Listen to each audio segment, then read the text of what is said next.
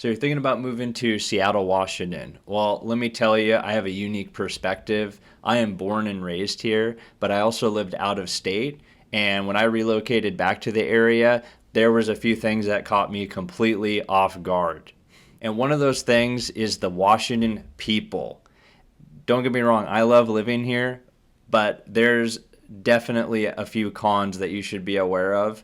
If you really want to know what it's like living around Washington people, we're going to cover that in today's video.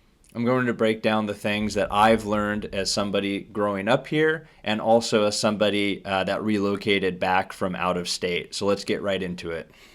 So the first con is Seattle is expensive. Okay, and I'm not just talking about housing. Everything here costs more than in other parts of the country. But while we're on the topic of housing, the median price in February 2026 in Seattle was $849,000.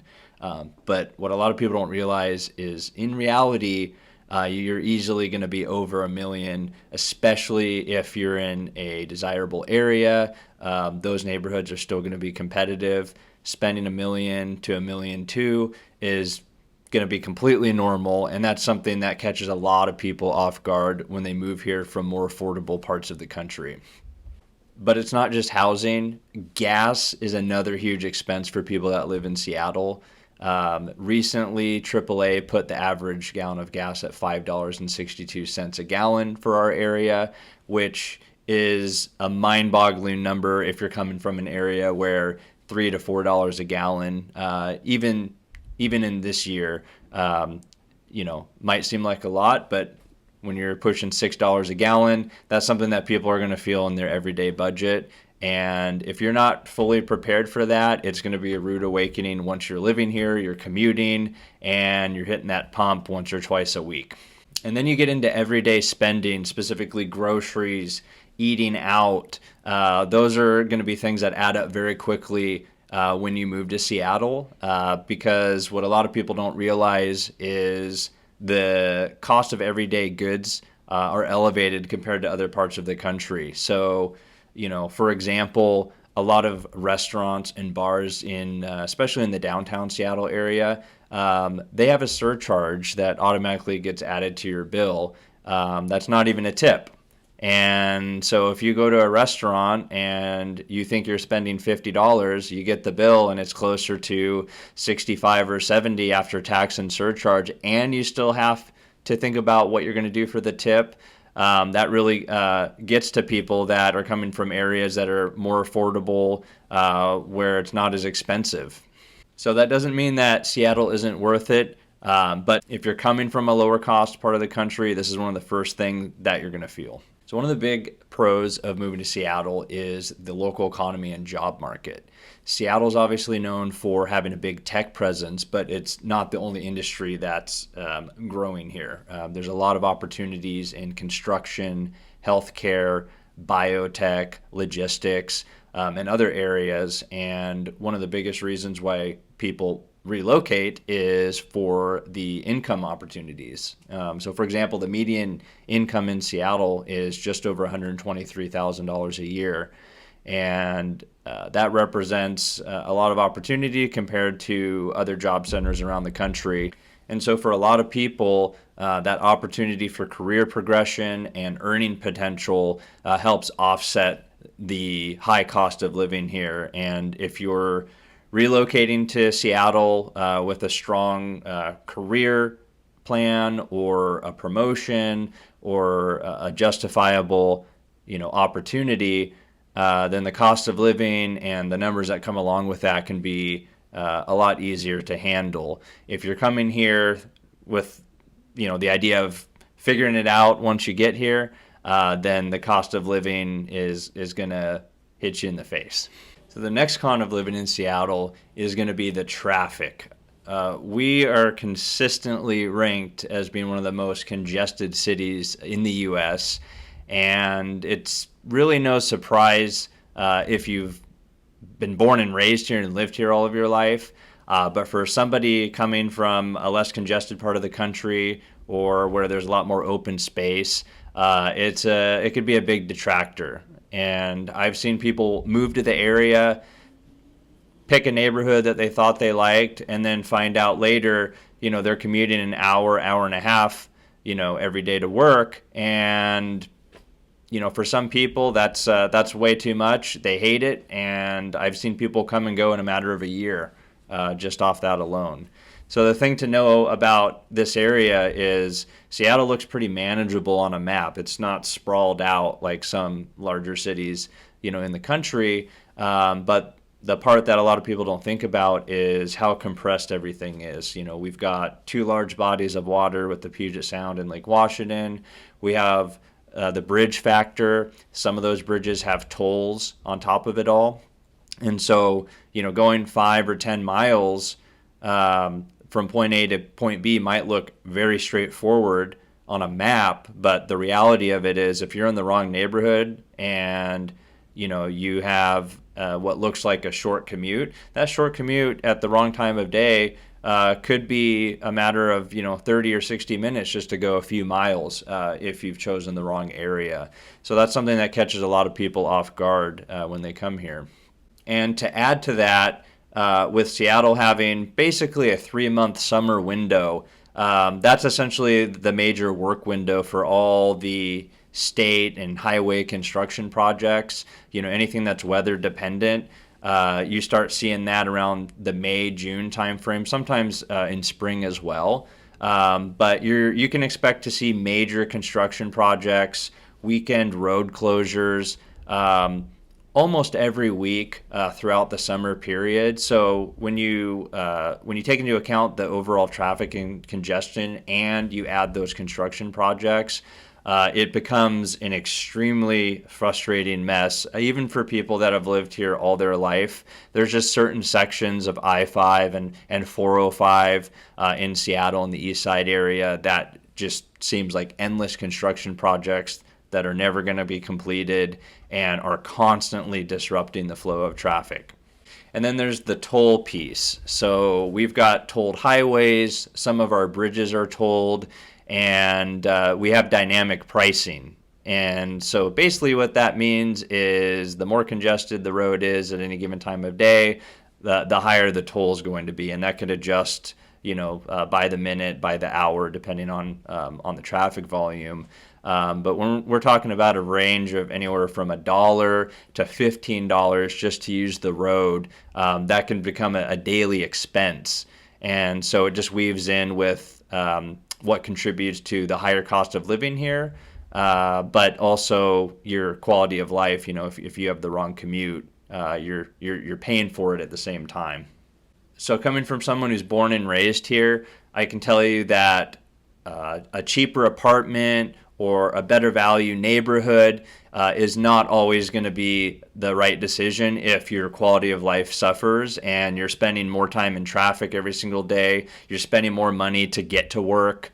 It can add up really quickly, and for a lot of people, that just doesn't work. And so that's another reason I've seen people come here and leave, before a year is up, because they just can't take the traffic here anymore. It's a big deal, and it's not for everyone.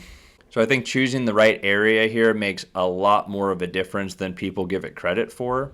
And this is something that I help people with every day that are thinking about relocating.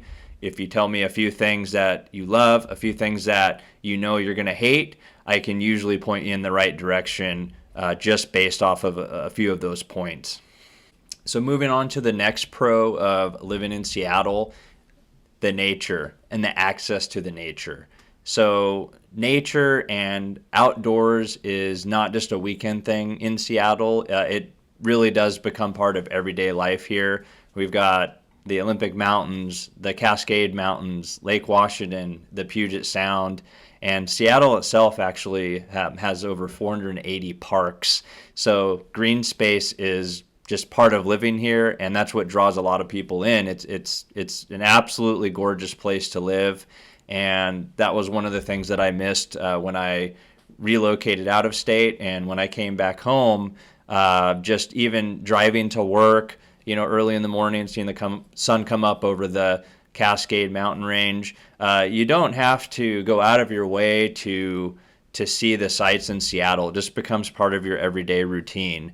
For some people, they take the ferry as part of their commute. We've got the largest state ferry system in the country, and even getting to work, if that's your commute, can be absolutely gorgeous. And so for a lot of people that value being close to nature, being outside a lot, being in a very scenic area, I would probably rank that as the number one reason why people move to the area. And I think that's one of the reasons why people do put up with the high cost of living and the traffic and some of those potentially major inconveniences that we've already talked about. You can have the city amenities, but you can also be in nature at the same time. And I think that's unique to the Seattle area, because in a lot of other places in the country, it's one or the other. If you want to get outdoors, if you want to feel connected to nature, that's a weekend trip, maybe even hopping on a plane. Whereas in Seattle, it's completely effortless. You don't have to think about it. It's very accessible. So if you're somebody that likes being outside, maybe being near the water, and just feeling connected with nature and just your everyday surroundings, that's going to be one of Seattle's biggest strengths by far. All right, and the last con, and for some people this really isn't even a con, it's the main reason that they move to Seattle and instantly regret it. It's the Seattle people. If you really want to know what it's like to live around Seattle people, let me tell you, I was born and raised here, but I moved out of state for a couple of years, and when I came back, I felt it. And you may have heard of the term the Seattle freeze. Basically, if you haven't, that's a term that coins people around here. That basically means that people tend to be more socially standoffish or cold or very closed off. Let me tell you, it is true, okay? So if you are coming to Seattle, you're relocating here, and you're expecting everybody to be warm, cheerful, outgoing, it's going to be a shock. Now, it's not to say that people are rude. In general, people can be very polite. They'll smile and wave to you. You can have a good conversation with them. But getting them to open up, invite you into their circle, and getting to know each other better, that's a whole different story, okay? You can live around the same people, work around the same people, see the same people, maybe even every day, and still not yet get to know them well enough, and it's almost like they're still a stranger. And that is something that is very unique to the Seattle area. Case in point, it is not uncommon to move here, and after a year or two, the only people that you know on your street are the neighbors on either side of your house. And if you're relocating here from a part of the country where people are more socially outgoing, warm, welcoming, more community minded, that's going to be a potential shock for you. I'm just warning you right now, because people up here, they tend to be a lot more closed off, and you really have to try and put a lot more effort in to expand your social circle here. It is not easy. It is not easy to expand or network with Seattle people. Plain and simple. It's gonna be a challenge. And that can really mess with your quality of life, because at the end of the day, it doesn't matter how beautiful it is or how great the jobs are. If you don't feel any social connection and you have a strong feeling of isolation, like a lot of people do when they first move here and start experiencing the social fabric, that can outweigh all of the pros that we've covered in this video. And so, as I mentioned, it's a very, very, very big consideration, and it's one of the main reasons that anyone I talk to who's considering relocating, I tell them you need to visit at least 2 or 3 times, spend some time around the people, get a feel for it. And that way you have a really good opportunity to decide if that's an environment that you are okay with and you can deal with. So if you found this video useful and informative, but you have additional questions about moving to the Seattle area, feel free to reach out. My team has a lot of experience helping people relocate. And if you send me 3 things that you love and 3 things that you hate, I can usually point you in the right direction, and we can have a conversation that could potentially save you from making a poor decision.